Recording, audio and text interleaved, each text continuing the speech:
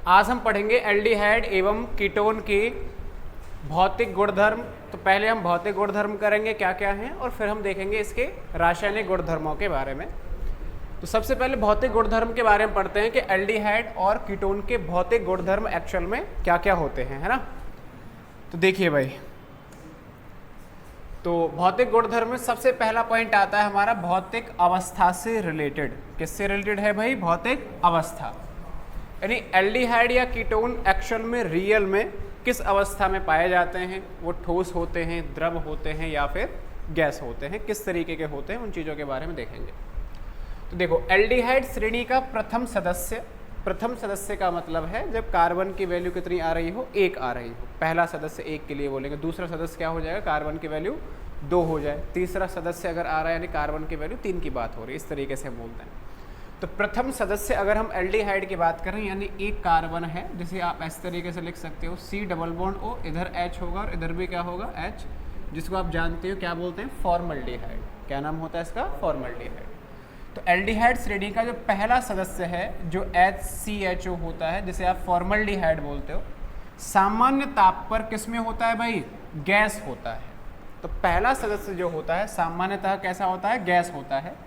एवं इसके 40% जलीय विलयन को हम फॉर्मेलिन बोलते हैं। फॉर्मेलिन रावड़ा देना, तो फॉर्मेलिन इसका नाम होता है। फॉर्मेलिन भी आप इसे बोल सकते हो, इसका नाम होता है। अगर इसमें 40% जलीय विलयन हो तो फॉर्मल्डिहाइड को क्या बोलते हैं? फॉर्मेलिन। अच्छा, आगे क्या है फिर भाई? इसका जो दूसरा सदस्य है, इसका दूसरा सदस्य एसिड एल्डिहाइड कम क्वथनांक वाला द्रव होता है। कैसा होता है वो? द्रव होता है।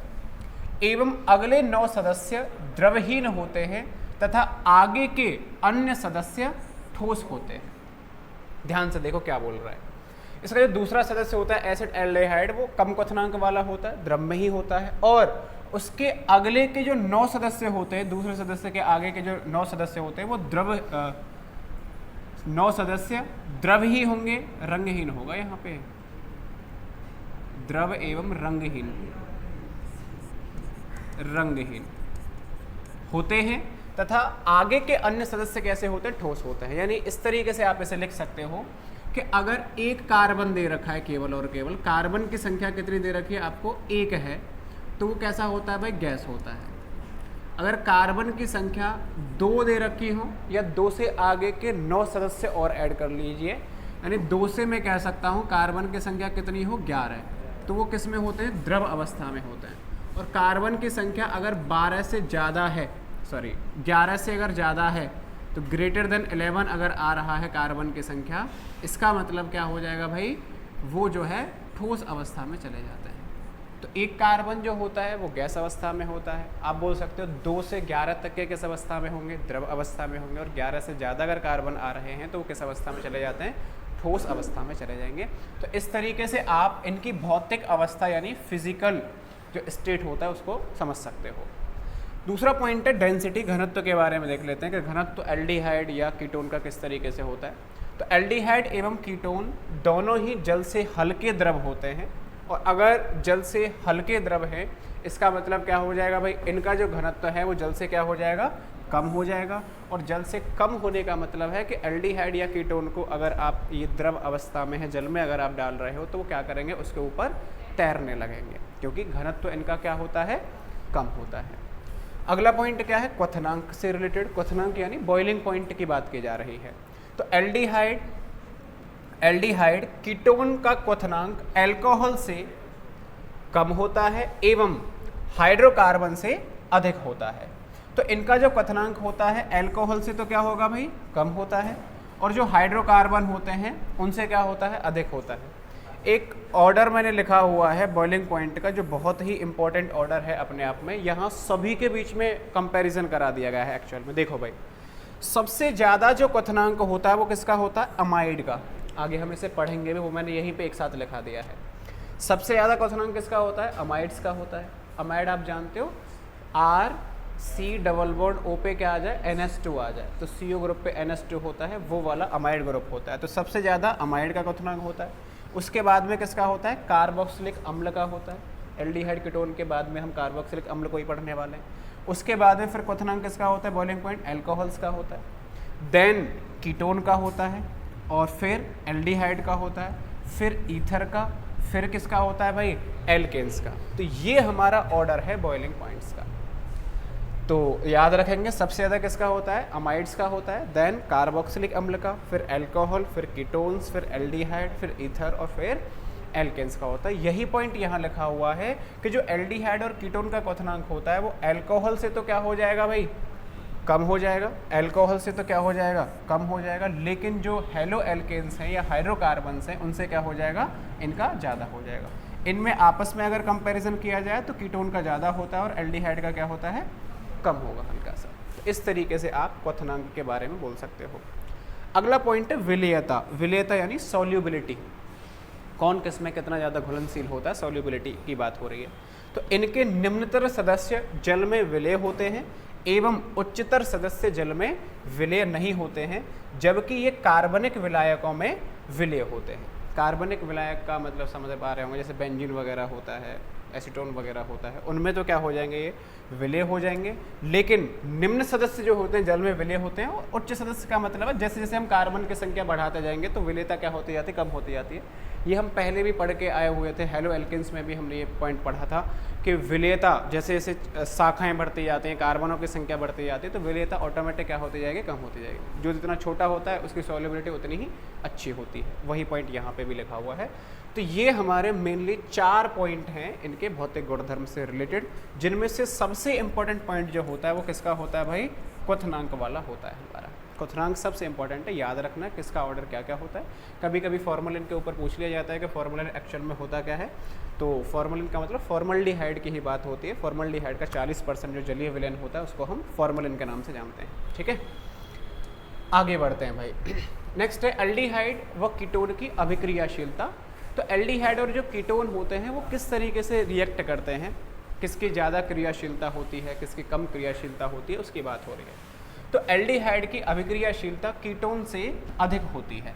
एल्डिहाइड कीटोन से ज़्यादा जल्दी से क्या करते हैं भाई, वो रिएक्ट करते हैं। तो इनकी जो अभिक्रियाशीलता है वो कीटोन से क्या होती है भाई, ज़्यादा होती है। तो एल्डिहाइड की अभिक्रियाशीलता कीटोन से अधिक होती है। और अभिक्रियाशीलता आप किस तरीके से कंपेयर कर सकते हो वो हमने यहाँ लिखा हुआ है, ध्यान से देखना। ये क्या बना हुआ है, CHO पे H लगा हुआ है, यानी C डबल बॉन्ड O पे H आ रहा होगा, इधर भी क्या आ रहा है, H आ रहा है। अगला वाला क्या है, CHO पे CH3 आ गया, यानी C डबल बॉन्ड O पे एक तरफ H होगा और दूसरी तरफ क्या आ गया, यहाँ पर CH3 आ चुका है। आगे अगर आप देखोगे तो ये आ रहा है C डबल बॉन्ड O पे CH3 और इधर भी क्या आ रहा है, CH3। CO पे क्या आ रहा है, इधर CH3 जुड़ गया और इधर भी क्या आ गया, CH3। तो CO पे CH3 जुड़ दिया है। अगर यहाँ की बात की जाए तो C डबल बॉन्ड O पे एक तरफ क्या आ रहा है, CH3 और एक तरफ क्या आ गया, C2H5। मतलब क्या है यहाँ पे, मतलब ये आ रहा है कि CO ग्रुप के साइड में जितने ज़्यादा एल्किल ग्रुप आप जोड़ते जाओगे, एल्किल समूह अगर आप ज़्यादा से ज़्यादा जोड़ते जाओगे तो उसकी क्रियाशीलता क्या होती जाती है, कम होती जाती है। क्रियाशीलता क्या होती जाती है, कम होती जाती है। तो सबसे अधिक क्रियाशीलता किसकी होगी, एल्डिहाइड में, और एल्डिहाइड में भी किसकी हो जाएगी, फॉर्मल्डिहाइड की, क्योंकि फॉर्मल्डिहाइड में तो बस अकेला CO ग्रुप ही है, इधर साइड में तो एल्किल ग्रुप होता ही नहीं, इधर भी हाइड्रोजन है, इधर भी हाइड्रोजन है, तो सबसे अधिक क्रियाशीलता इसकी हो गई। अब यहाँ पर क्या आ गया है, एक कार्बन जुड़ गया है तो ये भी एल्डिहाइड, लेकिन इसको हम क्या बोलते हैं, एसिड एल्डिहाइड बोलते हैं, क्योंकि 2 कार्बन आ गए हैं। तो उससे कम इसकी हो जाएगी, उससे भी कम इसकी होगी, क्योंकि अब यहाँ दोनों ही तरफ क्या जुड़ गए हैं, हमारे कार्बन एल्किल समूह आ चुके हैं, तो और क्रियाशीलता।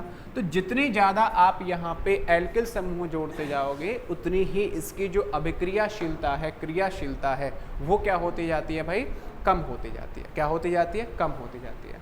तो क्रियाशीलता हमारी इनको जोड़ने से कम होती जाती है। कम क्यों होती जाती है, इसका रीज़न समझते हैं।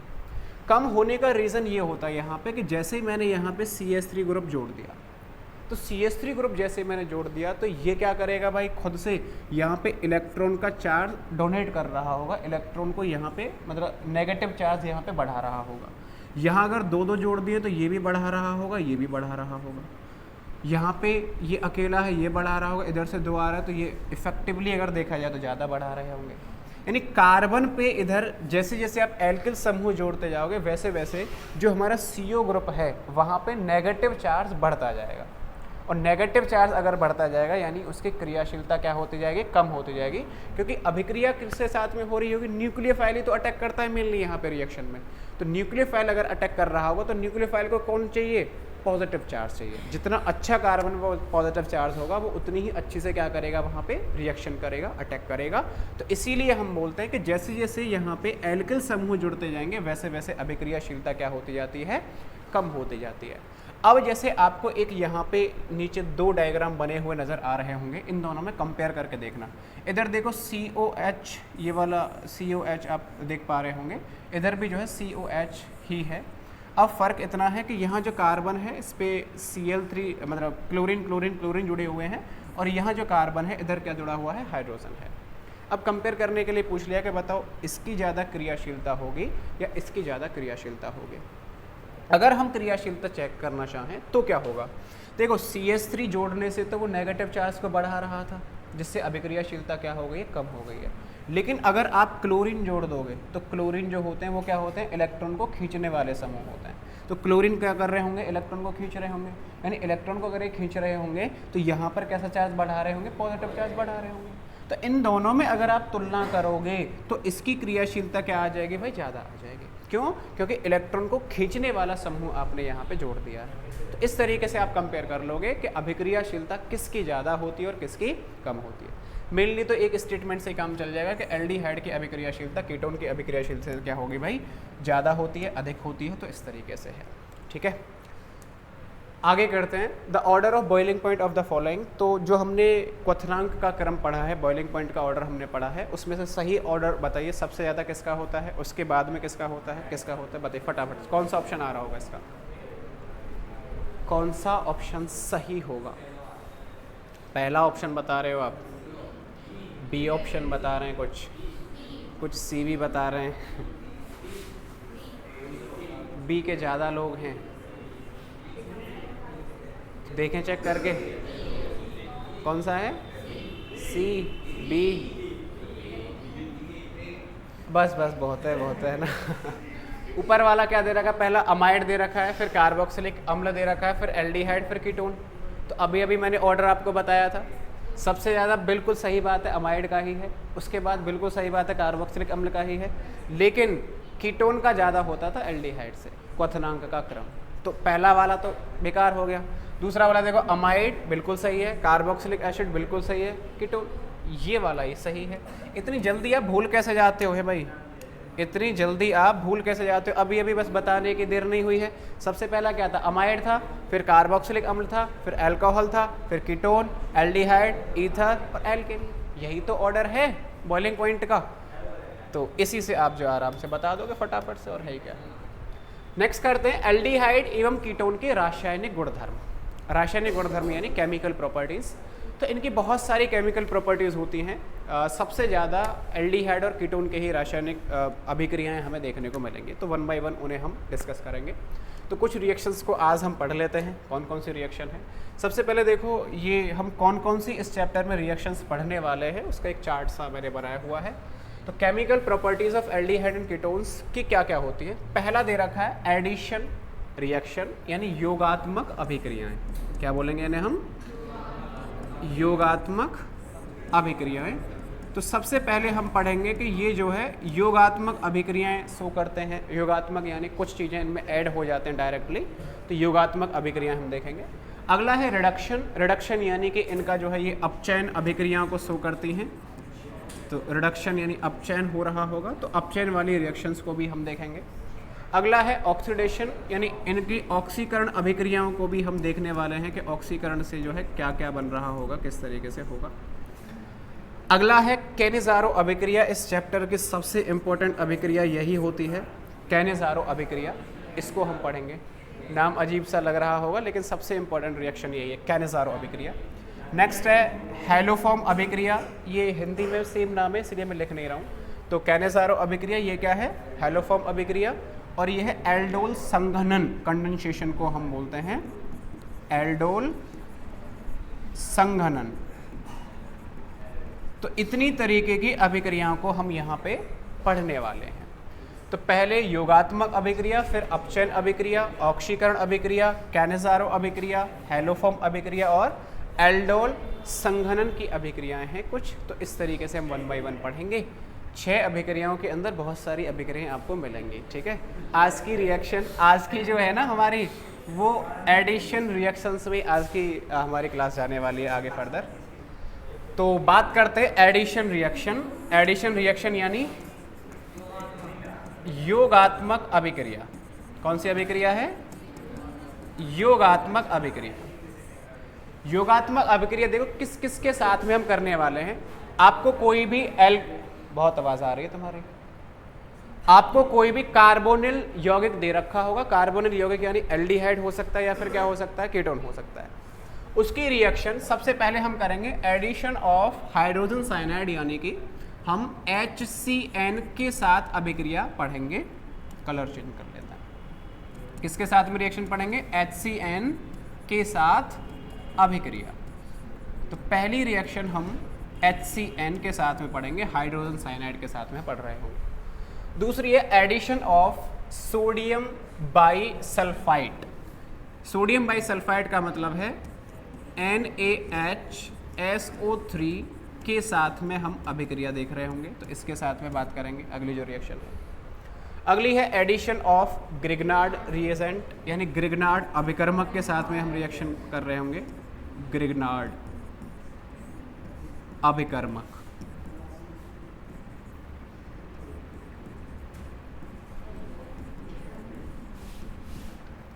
अगली है एडिशन ऑफ एल्कोहल्स, यानी अल्कोहल के साथ में रिएक्शन कर रहे होंगे।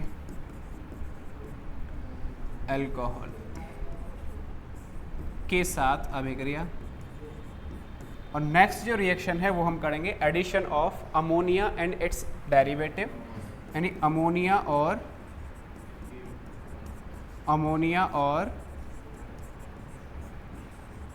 अमोनिया व्युत्पन्न यौगिकों के साथ। व्युत्पन्न यौगिकों के साथ, यानी अमोनिया के साथ और अमोनिया से उत्पन्न जो यौगिक हैं, अमोनिया से जो उत्पन्न यौगिक हैं उनके साथ हम रिएक्शन करेंगे। तो 1 बाय 1 हम इन सभी के साथ में रिएक्शन पढ़ने वाले हैं। तो सबसे पहले, अच्छा, ये जो जितनी भी रिएक्शन होने वाली होंगी लगभग सेम पैटर्न पे ही है। तो बहुत आराम से, आसानी से इन रिएक्शंस को आप कर सकते हो। पहला देखो किसके साथ में करने वाले, HCN के साथ में हम अभिक्रिया पढ़ रहे हैं। तो HCN के साथ में जो योगात्मक अभिक्रिया है वो किस तरीके से हो रही होगी, ध्यान से समझना है भाई। आपको दे रखा होगा कोई भी, जैसे एल्डिहाइड अगर मैं मानूँ तो RC ऐसा मान लेते हैं। देखो CO तो ये तो फिक्स होगा। कार्बोनिल जो होता है हमारा, कार्बोनिल समूह मैंने ले लिया कि इस तरीके से है। हो सकता है यहाँ पे एल्डिहाइड बना रहा हो, या हो सकता है यहाँ पे क्या बना रहा हो, कीटोन बना रहा हो। कोई भी यहाँ पे चीज़ बन सकती है। इसकी रिएक्शन अगर हम HCN के साथ में करवाते हैं, तो HCN के साथ में जब रिएक्शन करवाते हैं तो बहुत ही सिंपल तरीके से आपको याद रखना है। क्या याद रखना है भाई? जब HCN के साथ में रिएक्शन होती है तो यहाँ से ये एक बॉन्ड ब्रेक करता है। क्या करेगा भाई? एक बॉन्ड ब्रेक करेगा। जैसे ही यहाँ से एक बॉन्ड ब्रेक करता है तो एक तरफ तो कार्बन, देखो कार्बन की वैलेंसी फ्री हुई है, और एक तरफ से कहाँ से वैलेंसी फ्री हो जाएगी? ऑक्सीजन की वैलेंसी फ्री, दोनों की वैलेंसी फ्री है। यानी एक चीज़ की इसको ज़रूरत है और एक किसी की इसको ज़रूरत है। तो बनेगा क्या? देखो यहाँ पे C, यहाँ पे कुछ ना कुछ जुड़ा ही हुआ होगा। जैसे ये बॉन्ड टूटा तो ऑक्सीजन पे तो क्या जुड़ जाता है यहाँ पे आके H, और दूसरी तरफ क्या बचा हुआ है? CN, यानी यहाँ पे क्या जुड़ जाएगा? CN। तो बॉन्ड ब्रेक करता है, और ब्रेक होते ही O पे तो क्या जुड़ जाता है? H, और दूसरी जगह पे क्या जुड़ जाएगा? CN जाकर जुड़ जाएगा। आप इसके एग्जाम्पल से समझ सकते हो। एग्जाम्पल जैसे मैंने ले लिया कि यहाँ पे दिया हुआ है CH3 C double bond O पे क्या ले लिया मैंने? H ले लिया। इसकी रिएक्शन किसके साथ में करवा रहे हैं भाई? HCN के साथ में करवा रहे हैं। तो आप बहुत ही सिंपल तरीके से कर सकते हो कि बॉन्ड टूटा होगा, एक तरफ क्या आ गया होगा? OH, और दूसरी तरफ क्या आ गया होगा? हमारा CN जाके जुड़ गया होगा। यानी CH3 क्या कह रहे हो? OH कुछ नहीं है, और इधर क्या आ जाएगा? हमारा CN आ जाएगा, और यहाँ पे हमारा H था ही। इस तरीके से रिएक्शन बन जाएगी। कोई भी ले लो। ये तो देखो एल्डिहाइड है, अगर दोनों ही आपको कीटोन दे रखे हो तो कीटोन का भी सेम रिएक्शन होगा। CH3 CH2 C double bond O CH3, इसकी रिएक्शन भी मैंने किसके साथ में करवा दी, HCN के साथ में करवा दी। तो फटाफट से आप कर सकते हो इस रिएक्शन को। क्या होगा, ये बॉन्ड ब्रेक करेगा, एक तरफ H जुड़ गया होगा, दूसरी तरफ पे क्या जुड़ जाएगा CN, यानी क्या बनेगा CH3 CH2 C पे OH, एक तरफ क्या आएगा CN, और इधर क्या जुड़ा हुआ है CH3 भी जुड़ा हुआ है। तो ये है बस हमारा बॉन्ड ब्रेक करेगा, ब्रेक करते ही एक तरफ क्या आ जाएगा H और दूसरी तरफ क्या आ जाएगा हमारा CN। और ये जो बनता है ना, कार्बन पे एक तरफ CN जुड़ जाए और इस तरफ क्या आ जाए हमारा OH, तो इसको हम बोलते हैं साइनोहाइड्रीन। क्या बोलते हैं, साइनोहाइड्रीन। तो साइनोहाइड्रीन इसका नाम होता है, साइनोहाइड्रीन के नाम से बोलेंगे इसे। क्या बोलेंगे, अरे ये तो फिर IUPAC नेम बना सकते, कॉमन नेम बता रहा हूँ मैं कि साइनोहाइड्रीन वर्ड हम यूज़ करते हैं। इन सब को आप नॉर्मल अगर बोलोगे, जैसे एक होता है ना कि कीटोन बन गया, एल्डिहाइड बन गया, इसको भी आप कीटोन बोल सकते हो। और कोई अगर आ रहा है उसको भी कीटोन, जनरल जो होता है ना, इस तरीके से अगर OH और CN किसी एक कार्बन पे जुड़े हुए होंगे तो आप उसके लिए क्या वर्ड यूज़ करोगे, साइनोहाइड्रीन का फॉर्मेशन हो रहा है। ठीक है, आगे चलते हैं। ये तो हमारा HCN के साथ है। दूसरी है NaHSO3 के साथ में अभिक्रिया। तो NaHSO3 के साथ में जो रिएक्शन होती है वो किस तरीके से रिएक्शन होगी, कैसे जो है यहाँ पे फॉर्मेशन हो रहा होगा, उस चीज़ को देख लेते हैं। देखो भाई, इधर भी क्या होता है, बिल्कुल सेम फंडा वही चलेगा, बिल्कुल सेम, कोई अलग से यहाँ पर नहीं होता है। तो इधर से क्या करेगा भाई, एक बॉन्ड ब्रेक करेगा और ब्रेक करके ऑक्सीजन की एक वैलेंसी फ्री है, बाकी इधर है। अब देखो बनता क्या है, C पे बिल्कुल मैं ऐसे जोड़ रहा हूँ, H इधर है, एक इधर है। अब इस कार्बन की एक वैलेंसी यहाँ से फ्री होगी, एक यहाँ से फ्री होगी। तो O पे कैसा चार्ज आएगा, माइनस। और यहाँ ध्यान से देखना, Na जो सोडियम है, सोडियम पे कैसा चार्ज होगा, पॉजिटिव, क्योंकि सोडियम कौन सा होता है, ग्रुप 1 का तत्व होता है, पॉजिटिव चार्ज होगा, +1 का चार्ज होगा। तो सोडियम कहाँ पे जाकर जुड़ेगा, O के साथ में जुड़ जाएगा, यानी O माइनस Na+, इस तरीके से यहाँ पे जाके जुड़ता है। बाकी का जो बचा हुआ है HSO3, ये जो है माइनस फॉर्म में होगा, ये यहाँ पे जाकर जुड़ जाएगा। तो इस तरीके से हमारा सोडियम लवण का जो है फॉर्मेशन होता है। क्या बोल देंगे आप इसे, सोडियम लवण, जो वाइट कलर का फॉर्मेशन देता है। तो इस तरीके से करना क्या है, ऑक्सीजन वाला बॉन्ड टूटेगा, एक तरफ जो ऑक्सीजन है उसके साथ में सोडियम जोड़ देना, बाकी का जो बचा हुआ है उसे आप दूसरी जगह जोड़ दोगे। सिमिलरली अगला वाला है, इसको भी सीधे सीधे कर लेंगे। क्या जुड़ा हुआ है भाई, यहाँ पे CH3 है, C पे H जुड़ा हुआ है, ऑक्सीजन पे क्या आ जाएगा यहाँ पे ONA, और नीचे यहाँ पर क्या आ जाएगा HSO3। तो जिस तरीके से पहले हुई थी, बॉन्ड टूटा था, एक तरफ हाइड्रोजन जुड़ गया था, दूसरी तरफ क्या आ गया था CN, सेम उसी तरीके से बॉन्ड टूटा है, एक तरफ यहाँ Na आ गया, दूसरी तरफ क्या आ गया HSO3 माइनस आके जुड़ गया है। तो पैटर्न बिल्कुल वही है, पैटर्न बिल्कुल वही है, जो हमारा पैटर्न वहाँ पे हुआ करता था, सेम बिल्कुल पैटर्न यहाँ पे है। और आगे वाले जो रिएक्शंस होंगे, सेम बिल्कुल पैटर्न वो इनके साथ में भी हो रहा होगा। जैसे मैं बात करूँ, ग्रिग्नार्ड अभिकर्मक है, तो ग्रिग्नार्ड अभिकर्मक के साथ में अगर मैं रिएक्शन की बात करूँगा, ग्रिग्नार्ड अभिकर्मक आ जाए तो किस तरीके से रिएक्शन देगा ये, तो पैटर्न यहाँ पे भी बिल्कुल वही होगा जो वहाँ पे था। जैसे ग्रिग्नार्ड अभिकर्मक के साथ में अभिक्रिया, किसकी रिएक्शन करवानी है भाई हमें, एल्डिहाइड भी हो सकता है या फिर क्या हो सकता है, कीटोन हो सकता है। मैंने ले लिया RC डबल बॉन्ड O पे क्या ले लिया है भाई, H ले लिया है। इसकी रिएक्शन ग्रिग्नार्ड अभिकर्मक के साथ में करवा रहे हैं। ग्रिग्नार्ड अभिकर्मक याद है आपको क्या होता है, RMgX।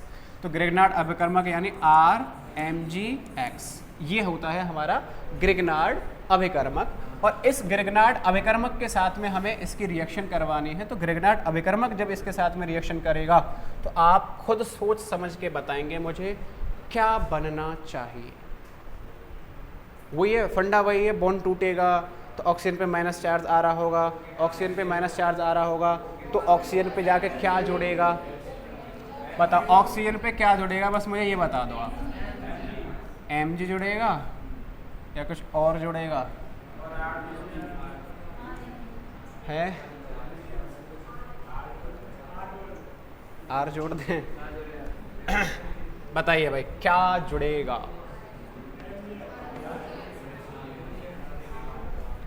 तो O माइनस क्या था इधर भाई, O पे माइनस था और इधर क्या आ जाएगा Mgx, और दूसरी तरफ क्या जुड़ेगा भाई यहाँ पे जाके R। तो ये जुड़ेगा। तो Mg जानते हो धातु है, धातु पे कैसा चार्ज आ रहा होगा, पॉजिटिव चार्ज होगा। तो ये पूरा समूह तो किसके साथ में जुड़ जाएगा, O पे, यानी O माइनस Mg प्लस आप शो कर सकते हो आप चाहो तो। और दूसरा जो R बचा है वो वैलेंसी के लिए यहाँ पे जुड़ेगा।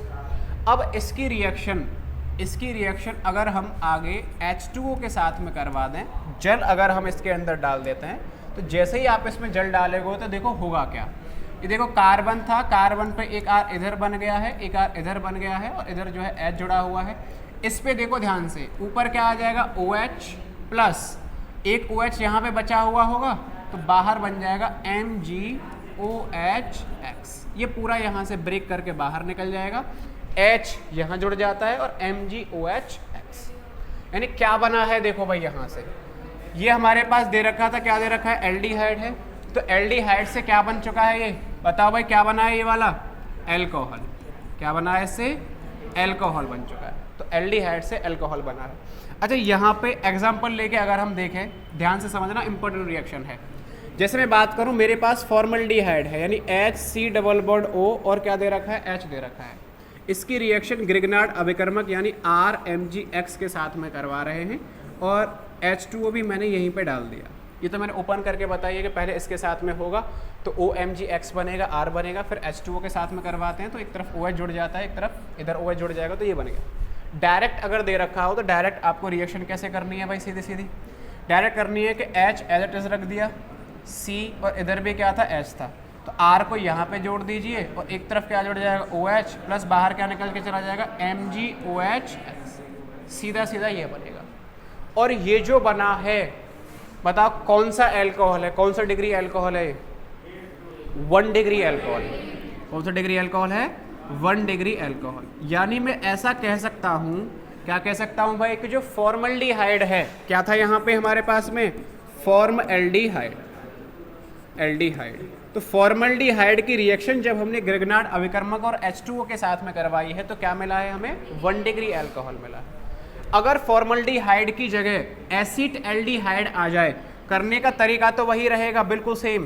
देखो CH3 C double bond O पे मैंने क्या ले लिया, H, किसके साथ में करवा रहे हैं, ग्रिग्नार्ड अभिकर्मक के साथ में करवा रहे हैं, इन प्रेजेंस ऑफ वाटर। तो बनेगा क्या, देखो CH3 C पे यहाँ OH आ जाएगा, नीचे ये वाला R जुड़ा होगा, और इधर क्या जुड़ जाएगा भाई, H है ये, प्लस बाहर क्या चला जाएगा, MgOHX। अच्छा अब बताओ ये कितने डिग्री अल्कोहल बन जाएगा, 2 डिग्री अल्कोहल। तो इससे क्या मिल जाएगा, 2 डिग्री अल्कोहल, 2 डिग्री अल्कोहल। और अगर यहाँ पे एल्डिहाइड की जगह मैं कीटोन ले लूँ, तो कीटोन से देखो क्या बनेगा, CH3 C double bond O, और इधर मेरे पास क्या आ गया, CH3 आ गया, प्लस में क्या है, RMgX। H2O की उपस्थिति में ही करवा रहे हैं, इसे थोड़ा आगे करवाता हूँ मैं, इसके साथ में करवा रहे हैं। तो देखो बनेगा क्या, यहाँ पे CH3 C double bond O, और इधर CH3 पहले जुड़ा हुआ है, सॉरी, यहाँ पे क्या आएगा, C पे OH, इधर से क्या चला जाएगा यहाँ पे भाई R, और प्लस में क्या जुड़ेगा, MgOHX। यानी ये कितने डिग्री अल्कोहल बन चुका है, 3 डिग्री अल्कोहल बन चुका है। कितने डिग्री अल्कोहल है, 3 डिग्री। याद क्या रखना है आपको, देखो अगर आपको फॉर्मल्डिहाइड दे रखा है, तो फॉर्मल्डिहाइड में कितने कार्बन होते हैं भाई, केवल एक कार्बन है। एक कार्बन आपका ग्रिग्नार्ड अभिकर्मक वाला आके जुड़ जाएगा, तो कार्बन पे एक कार्बन आके जुड़ गया है, यानी कितने डिग्री अल्कोहल बन चुका है, 1 डिग्री अल्कोहल। अगर आपके पास में एसिड एल्डिहाइड है, एसिड एल्डिहाइड यानी 2 कार्बन पहले से थे यहाँ पे, अब यहाँ पे एक वाला ये वाला कार्बन जुड़ गया है, तो इस कार्बन पे एक तो ये रहा कार्बन ग्रुप, और एक ये है एल्किल ग्रुप। एल्किल ग्रुप का मतलब समझ रहे हो ना, कार्बन वाला ही है। तो ये कितने डिग्री हो गया है, 2 डिग्री अल्कोहल, यानी एसिड एल्डिहाइड से हमें 2 डिग्री अल्कोहल मिल चुका है। और अगर कीटोन है, कीटोन के पास में कितने कार्बन थे, 3 थे, एक यहाँ से आके जुड़ गया है, तो एक कीटोन था, इससे कितना मिल गया है भाई हमारा, 3 डिग्री अल्कोहल मिल गया है। यानी ग्रिग्नार्ड अभिकर्मक के साथ में जब हमने रिएक्शन करवाई है, तो उत्पाद में एक कार्बन की संख्या बढ़ गई है। यहाँ एक कार्बन था, 1 से 2 हो गए हैं, यहाँ 2 कार्बन थे, 2 से 3 हो गए हैं, यहाँ 3 कार्बन से 3 से 4 कार्बन हो चुके हैं। और याद क्या रखना है, ये बहुत ज़रूरी बात है कि फॉर्मल्डिहाइड हमें क्या देता है, 1 डिग्री अल्कोहल, एसिड एल्डिहाइड क्या देता है, 2 डिग्री अल्कोहल, और कीटोन क्या देता है, 3 डिग्री अल्कोहल। करना कुछ भी नहीं है, सीधा सीधा सा है। RMgx है, पहले बॉन्ड टूटा होगा, एक तरफ R जुड़ा होगा और दूसरी तरफ क्या जुड़ा होगा, Mgx। H2O के साथ में दोबारा में हम रिएक्शन करवा देते हैं। H2O का मतलब समझते हो ना आप, HOH यही होता है। तो एक तरफ ये H जाके जुड़ गया, दूसरी जगह ये OH जाके जुड़ गया, तो इस तरीके से हमारा एल्कोहल बन जाता है। ठीक है, तो यही चीज़ यहाँ पे मैंने लिखा हुआ है कि फॉर्मल्डिहाइड से हमेशा क्या मिलेगा आपको, 1 डिग्री एल्कोहल मिलेगा। और हाइयर एल्डिहाइड का मतलब है कोई ज़रूरी नहीं है एसिड एल्डिहाइड की बात ही हो, कितनी भी कार्बन वाला एल्डिहाइड आ रहा हो उससे कितना मिलेगा भाई आपको, 2 डिग्री एल्कोहल। और कीटोन अगर आ रहा है तो कीटोन से हमें क्या मिल जाएगा, 3 डिग्री एल्कोहल की हमें प्राप्ति हो जाएगी। तो इस तरीके से ये आपको याद रखना है। ठीक है, तो 3 रिएक्शन हो गई। HCN वाला हो गया हमारा, सबसे पहले HCN के साथ में करवाई थी, दूसरी किसके साथ में करवाई थी, NaHSO3 के साथ में करवाई थी, तीसरी किसके साथ में करवाई है, ग्रिग्नार्ड अभिकर्मक। तीनों का अभी सेम तरीका है। बॉन्ड जो CO ग्रुप वाला था बॉन्ड टूटा है और दोनों तरफ जो है एक एक हमारी जुड़ गए हैं वो दोनों के दोनों। अगली जो रिएक्शन है वो है हमारी एल्कोहल के साथ में रिएक्शन। किसके साथ में रिएक्शन करवा रहे हैं, एल्कोहल। तो एल्डिहाइड या कीटोन दिए हुए होंगे और उनकी एल्कोहल के साथ में रिएक्शन करनी है। देखो भाई, मैंने मान लिया मेरे पास वो ये RCOH, ये हमने मान लिया, हो सकते हैं कीटोन भी हो, अभी मैं जनरल बात कर रहा हूँ।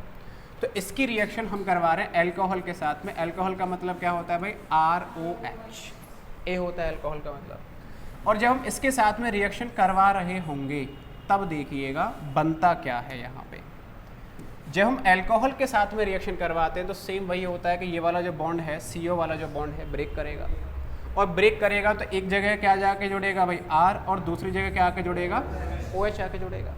अब किस तरीके से जुड़ता है, R, ये CH था, R CH है, और एक तरफ तो क्या आके जुड़ेगा, O पे R, और दूसरी जगह क्या रह जाएगा हमारा, OH। ये वाला OH जुड़ गया इधर, और जो R बचा हुआ है वो किसके साथ में चला गया, यानी जो हमारा कार्बन है, कार्बन पे क्या जुड़ा है, एक तरफ OR और एक तरफ क्या जुड़ गया है, OH। ये जो बनता है इसको हम बोलते हैं, आवाज़ नहीं भाई, इसको हम बोलते हैं हेमी एसीटल। क्या बोलते हैं, हेमी एसीटल। अगर कार्बन पे एक तरफ OH ग्रुप आ रहा हो और एक तरफ OR, OR का मतलब है ये ईथर वाला है। अगर आप देख रहे होंगे इधर कार्बन है, इधर O है, और इधर क्या आ गया, कार्बन आ गया है। तो एक तरफ एल्कोक्सी आ रहा हो, इसे आप एल्कोक्सी बोल सकते हो, और इसे क्या बोल सकते हो, हाइड्रोक्सी। तो अगर एक ही कार्बन पे एक हाइड्रोक्सी हो और दूसरा एल्कोक्सी हो तो उसे हम क्या बोलेंगे, हेमी एसीटल बना है। जो हेमी एसीटल बना है इसकी रिएक्शन अगर हम फिर से दोबारा से एल्कोहल के साथ में ही करवा दें, दोबारा से किसके साथ में करवा रहे हैं भाई, ROH के साथ में करवा रहे हैं। ध्यान से समझना आप आगे वाली जो रिएक्शन है, मैंने दोबारा से किसके साथ में रिएक्शन करवा दी, ROH के साथ में रिएक्शन करवा दी। जब हम दोबारा से ROH के साथ में रिएक्शन करवाएंगे तब देखो क्या होगा। यहाँ पे होता है कि इधर से OH निकलेगा और इधर से ये वाला H निकल जाता है, यानी बाहर क्या निकल जाएगा, H2O। तो H2O अगर यहाँ से बाहर निकलेगा तो बनेगा क्या, RCH पे ऊपर OR है और नीचे भी क्या जुड़ जाएगा, O पे R। अब एक कार्बन पे इधर भी एल्कोक्सी ग्रुप आ गया और इधर भी क्या आ गया है, एल्कोक्सी आ गया। इसका नाम हम बोलते हैं एसीटल। क्या बोलते हैं इसे हम, एसीटल। तो एक ही कार्बन पे दोनों एल्कोक्सी ग्रुप अगर आ जाए तो उसे एसीटल फॉर्मेशन बोलते हैं। और अगर एक आ रहा है एसीटल और दूसरी तरफ क्या आ जाए, हाइड्रोक्सी आ रहा है, तो उसे हम हेमी या सेमी एसीटल भी आप बोल सकते हो। सेमी एसीटल बोलो या हेमी एसीटल बोलो। तो ये आपका जो है हिंदी में क्या बोल देंगे, अर्ध एसीटल, इस तरीके से है। तो बना क्या है, देखो हमारे पास कोई भी एल्डिहाइड होगा या कीटोन होगा, सबसे पहले किसके साथ में करवा रहे हैं हम रिएक्शन, हमारे एल्कोहल के साथ में। एल्कोहल के साथ में रिएक्शन, पहला वाला जो रिएक्शन हुआ वो बिल्कुल उसी तरीके से हो रहा है कि एक बॉन्ड यहाँ से ब्रेक करेगा, एक तरफ क्या आके जुड़ गया है R और दूसरी तरफ क्या आके जुड़ गया है OH। दूसरी जो रिएक्शन हो रही है ROH के साथ में फिर से रिएक्शन करवाई है, तो यहाँ से OH निकलेगा, इधर से H निकलेगा, यानी क्या बाहर चला गया, यहाँ से H2O बाहर चला गया है, तो इधर भी OR इधर भी OR, तो इसी को हम बोलते हैं एसीटल का फॉर्मेशन हो चुका है। ठीक है, इसका एक एग्जांपल ले लेते हैं। देखिए भाई, जैसे मैंने ले लिया CH3 C double bond O पे इधर क्या ले लिया है मैंने, CH3 कीटोन ले लिया है। अब इस कीटोन की रिएक्शन हम एल्कोहल के साथ में करवा रहे हैं, यानी CH3OH ही मैंने यहाँ पे ले लिया है।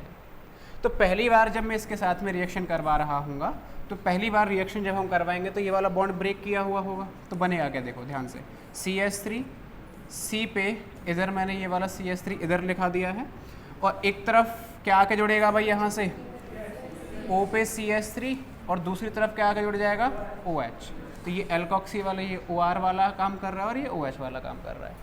अब फिर से अगर हम CH3OH के साथ में अगेन अगर मैं रिएक्शन करवा दूँ यहीं पे, तब देखो क्या हो जाएगा भाई, इधर से OH निकलेगा, इधर से क्या निकलेगा H निकलेगा, तो ये वाला CH3 इसी के साथ में आके जुड़ जाएगा, तो क्या बनेगा CH3 C पे CH3 ऊपर O पे CH3 है और इधर भी क्या आ जाएगा CH3 आ जाएगा। तो ये हमारा क्या बन चुका है, देखो एक एल्कोक्सी ग्रुप ये आ गया, एक ये आ गया, इसी को हम एसीटल बोलते हैं और इसको हम क्या बोलते हैं हेमी एसीटल या सेमी एसीटल। इस तरीके से इनके नाम हो जाते हैं। ये हो गए हमारे दो, ठीक है। अगली वाली जो रिएक्शन है वो देखे कौन सी वाली है। अगली है अमोनिया एवं अमोनिया व्युत्पन्नों के साथ में अभिक्रिया। अमोनिया और अमोनिया व्युत्पन्नों के साथ में रिएक्शन हमें कैसे करनी है। देखो एल्डिहाइड बहुत इंपॉर्टेंट रिएक्शन है अपने आप में, ये वाली एल्डिहाइड या कीटोन अमोनिया या अमोनिया व्युत्पन्नों के साथ अम्लीय प्रकृति में, कौन सी प्रकृति में रिएक्शन करते हैं, अम्लीय प्रकृति में अभिक्रिया करके संगत यौगिक एवं जल बनाते हैं। देखो भाई क्या है यहाँ पे, जैसे मैंने वही नॉर्मल सा ले लिया R C double bond O पे क्या ले लिया मैंने भाई H है। एल्डिहाइड कीटोन कुछ भी हो सकता है, यहाँ मैं कुछ भी लिख सकता हूँ, एल्डिहाइड होगा या फिर क्या होगा कीटोन होगा। अब इसकी रिएक्शन हमें करवानी है अमोनिया या अमोनिया युक्त यौगिक। अमोनिया युक्त यौगिक का मतलब क्या होता है, अमोनिया युक्त यौगिक का मतलब होगा जैसे NH2 पे मैंने कोई लगा दिया Z। देखो भाई अगर NH3 होता है तो NH3 को हम क्या बोलते हैं अमोनिया। अब एक H की जगह कोई दूसरा चीज़ आके जुड़ जाए तो वो अमोनिया से बना हुआ यौगिक आ जाएगा, जैसे आप बोल सकते हो अमोनिया युक्त यौगिक। तो मैंने जो है H को निकाला यहाँ से और H की जगह मैंने क्या जोड़ दिया है, Z जोड़ दिया है। Z की जगह कुछ भी हो सकता है Z की वैल्यू कोई एल्काइल ग्रुप जोड़ दिया जाए या एराइल जोड़ दिया जाए या OH जोड़ दिया, कुछ भी इनमें से कुछ भी जोड़ा जा सकता है, कुछ भी हो सकता है। अब हमने क्या किया कि इनकी जो रिएक्शन है वो हम अम्लीय माध्यम में करवाते हैं, यानी H+ की उपस्थिति में करवाते हैं, और जो अम्ल होता है उसका pH मान लगभग 4 से 5 के बीच में लाई करता है। ये इसका pH मान होता है, 4 से 5 के बीच में लाई करेगा। जब इसके साथ में हम रिएक्शन करवा रहे होंगे यहाँ पे, तब हमें देखना है कि एक्चुअल में यहाँ पे होगा क्या। देखो भाई यहाँ पे क्या होता है, जब इसके साथ में रिएक्शन करवाएंगे H+ साइन के साथ में रिएक्शन करवा रहे हैं, तो देखो इधर से तो ये O वाला ग्रुप निकलता है और इधर से जो है H2 वाला ग्रुप निकलता है। यानी क्या निकलेगा, H2 तो यहाँ से निकल जाएगा और O यहाँ से निकल जाएगा, यानी क्या निकलेगा H2O। अब इधर से कार्बन की कितनी वैलेंसी फ्री हुई, 2। ध्यान से देखना, कार्बन की कितनी वैलेंसी फ्री हुई, 2, और इधर से नाइट्रोजन की कितनी वैलेंसी फ्री हुई, 2 ही तो है, दोनों हाइड्रोजन गए। 2 वैलेंसी यहाँ से फ्री, 2 वैलेंसी यहाँ से फ्री, यानी इसको भी 2 बॉन्ड बनाने की ज़रूरत है, इसको भी 2 बॉन्ड बनाने की ज़रूरत है। इसका मतलब कार्बन और नाइट्रोजन के बीच में कितने बॉन्ड आ जाएंगे, डबल बॉन्ड आ जाएंगे। यानी बनेगा क्या, R पे क्या है CH, ये CH था, ये पूरा का पूरा किससे जुड़ेगा भाई, नाइट्रोजन के साथ में जुड़ेगा डबल बॉन्ड के साथ में, और यहाँ पर क्या जुड़ रहा होगा, कोई भी Z वाला ग्रुप जुड़ा होगा। यानी इस तरीके की जो रिएक्शंस होती हैं, इस तरीके की जो अभिक्रियाएं होती हैं, यहाँ पर ये CN कपलिंग बनती है। कैसी कपलिंग बनती है, CN, C और N के बीच में क्या आ जाता है, डबल बॉन्ड आ जाता है, इसको हम बोलते हैं CN कपलिंग। बस इतना ध्यान रखना है, कार्बोनिल समूह में से ऑक्सीजन निकलेगा और जो यहाँ पे NH2 पे Z लगा हुआ है, यहाँ से हाइड्रोजन निकलोगे, तो इधर से H2 निकाल दो, इधर से ऑक्सीजन निकाल दो, कार्बन और नाइट्रोजन के आपस में जोड़ेंगे, इधर से 2 वैलेंसी फ्री, इधर से 2 वैलेंसी फ्री, दोनों के बीच में क्या आ जाएगा, डबल बॉन्ड। तो इस तरीके से हमारा ये यौगिक जो है बन जाएगा पूरा का पूरा, जहाँ पे Z की वैल्यू कुछ भी हो सकती है इस तरीके से। और Z की वैल्यू कुछ भी होने से कौन कौन सी रिएक्शन पॉसिबल होंगी उन्हें देखना है आपको। जैसे सबसे पहले मैंने ले लिया RCH डबल बॉन्ड O, ध्यान से समझना इन रिएक्शंस को भाई, RCH डबल बॉन्ड O, और इसकी रिएक्शन हम करवा रहे हैं NH2 होगा, और NH2 पे आप कोई भी चीज़ जोड़ दीजिए। जैसे NH2 पे मैंने R जोड़ दिया, R का मतलब है एल्किल समूह जोड़ दिया है। क्या जोड़ दिया है, एल्किल समूह मैंने जोड़ दिया है। तो एल्किल अमाइन इसे आप बोल सकते हो, क्या बोल सकते हो, इसका नाम एल्किल अमाइन है ये फिलहाल, एल्किल अमाइन है। इसके साथ में जब हमने रिएक्शन करवाई इन प्रेजेंस ऑफ H+, तब होगा क्या भाई, सीधा सीधा सा रूल है, इधर से क्या निकला होगा ऑक्सीजन और इधर से क्या निकलेगा भाई H2, तो क्या बाहर चला जाएगा H2। जैसे ही H2 बाहर जाएगा तो बनेगा क्या RCH, इसकी 2 वैलेंसी फ्री यानी डबल बॉन्ड N, और इधर क्या आ जाएगा R, ये फॉर्मेशन हो जाएगा। दूसरा, अब यहाँ पे है ना बदल बदल के बहुत सारी रिएक्शंस बनती है। जैसे अगर आ जाए RCH डबल बॉन्ड O और इसकी रिएक्शन करवाई जाए NH2 और इधर क्या आ जाए भाई OH, क्या आ जाए OH आ गया, तो इसे आप बोलोगे हाइड्रोक्सी अमाइन है। हाइड्रोक्सी अमाइन के साथ में हम रिएक्शन करवाने, ये हाइड्रोक्सी है और ये क्या है अमाइन है। तो करने का तरीका बिल्कुल सेम ही है, कोई अलग से नहीं है। यहाँ पे भी क्या करोगे भाई आप, इधर से ऑक्सीजन निकलेगा, इधर से H2 निकलेगा, बाहर क्या निकलेगा भाई H2, और इनको आपस में आप जोड़ दोगे यानी RCH डबल बॉन्ड N पे क्या आ जाएगा OH। तो हाइड्रोक्सी अमाइन के साथ जब हम रिएक्शन करके बनाते हैं जो मिलता है इसको हम बोलते हैं ऑक्साइम, क्या बोलते हैं ऑक्साइम। और ये जो हमारा बनता है इसको हम बोलते हैं सिप्स बेस, सिप्स बेस, ये सिप्स बेस के नाम से जाना जाता है, इसको हम बोलते हैं ऑक्साइम। अगली रिएक्शन देखो क्या हो सकती है, इसे RCH डबल बॉन्ड O और इधर देखो क्या है हमारे पास NH2 है, इधर भी मैंने क्या ले लिया NH2 ही ले लिया, क्या ले लिया NH2, और इसके साथ में हम क्या करवा रहे हैं रिएक्शन करवा रहे हैं। अब बताओ भाई क्या होगा, इधर से क्या निकलेगा O, इधर से क्या निकल जाएगा H2, आपस में जोड़ दोगे तो क्या बनेगा RCH डबल बॉन्ड N पे क्या आ जाएगा। अच्छा, इसका जो नाम होता है पता क्या होता है, हाइड्राजीन, क्या बोलते हैं इसे हाइड्राजीन, और हाइड्राजीन से जो बनता है इसको हम बोलते हैं हाइड्राजोन, क्या बोलते हैं हाइड्राजोन। हाइड्राजीन से हाइड्राजोन बन जाएगा। एक बार दोबारा से देखो, अगर हमारे पास एल्किल अमाइन दे रखा है, करने का तरीका बिल्कुल वही है, इधर से क्या निकल रहा है O और इधर से क्या निकल रहा है H2, CN कपलिंग हो रही है सभी में। तो अगर हमने एल्किल अमाइन से करवाया तो सिप्स बेस बना है, अगर हाइड्रोक्सी अमाइन से करवाया तो क्या बना है ऑक्साइम बना है, और अगर हाइड्राजीन से करवाया तो हाइड्राजोन हुआ है।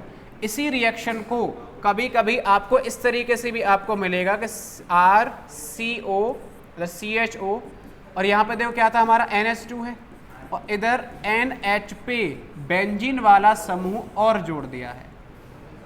तो अगर यहाँ NH2 होता तो क्या बोलते हैं हाइड्राजीन, अब बेंजीन वाला आ गया है तो अब पता है इसका नाम क्या हो जाएगा फिनाइल हाइड्राजीन। क्या बोलेंगे इसे फिनाइल हाइड्राजीन। और फिनाइल हाइड्राजीन की जब आप रिएक्शन करवाओगे तो इधर से O निकलेगा, इधर से क्या निकलेगा H2, बनेगा क्या भाई RCH डबल बॉन्ड N पे NH और इधर क्या आ रहा है बेंजीन वाला ग्रुप है। अब देखो हाइड्राजीन से क्या मिला था हाइड्राजोन, और फिनाइल हाइड्राजीन से क्या हो जाएगा नाम phenyl hydrazone, phenyl hydrazone.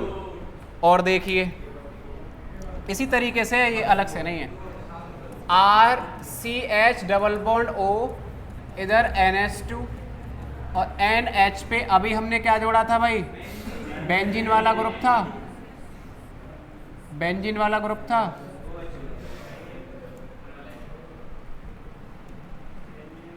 One two three four two, ठहरो ठहरो, देखो ये आ जाता है। ये जब रिएक्शन आती है तो बड़ी बहुत बड़ी सी लगती है ये, है ना, कि इसकी रिएक्शन इसके साथ में करवा रहे हैं। देखो ये अगर अकेला था तो क्या बोलते थे हाइड्राजीन, अगर फिनाइल होता तो फिनाइल हाइड्राजीन। अब फिनाइल पे दूसरी पोजीशन पे और चौथी पोजीशन पे क्या आके जुड़ गया नाइट्रो, तो इसका नाम होता है 2,4 डाई नाइट्रो फिनाइल हाइड्राजीन। वैसे ही ये हो रहा है, कुछ बोल भी रहे हुए, राह में राह चल रही है। तो तो क्या हो जाएगा 2,4 डाई नाइट्रोफिनाइल हाइड्राजीन। इससे बनेगा क्या 2,4 डाई नाइट्रोफिनाइल हाइड्राजोन, जीन का जोन हो जाएगा। और होगा कैसे भाई, वो एक तरफ से क्या निकल जाएगा O और इधर से क्या निकलेगा H2, यानी H2O बाहर निकल गया। अब मैंने जोड़ दीजिए RCH डबल बॉन्ड N ठीक है भाई, ठीक है, तो बहुत होशियार हो गए हो आप लोग, है ना। तो इसका नाम हो जाएगा 2,4 डाई नाइट्रो फिनाइल हाइड्राजोन। तो ये है। अच्छा, इसे पता है हम प्यार से क्या बुलाते हैं 2,4-DNP। देखो DNP क्यों बोला है इसे, 2,4 तो दिख ही रहा है आपको, डाई नाइट्रोफिनाइल, तो इसके लिए हम शॉर्ट में बोलते हैं 2,4-DNP। ये एक प्रेसिपिटेट का काम करता है, अवक्षेप का काम करता है, अवक्षेप जिसका कलर होता है रेड, ऑरेंज या येलो जैसा कुछ मिक्सचर मिलेगा, रॉ FPPT मिलती है इससे, इस तरीके से हमें मिलेगा। अच्छा, और आगे देखिए, अभी अगर दे रखा हो RCH double bond O NH2 और इधर आपको दे रखा है NHC डबल बॉन्ड O, इधर भी आपको NH2 दे दिया है, ये है। तो NH2 पे NHC डबल बॉन्ड O पे क्या है NH2। तो इसकी रिएक्शन जब हम करवाते हैं H+ होगा, तो बनेगा तो वही भाई, क्या होगा, इधर से O निकलेगा, इधर से क्या निकलेगा H2 बाहर निकला, बनेगा क्या RCH double bond N NHCO NH2।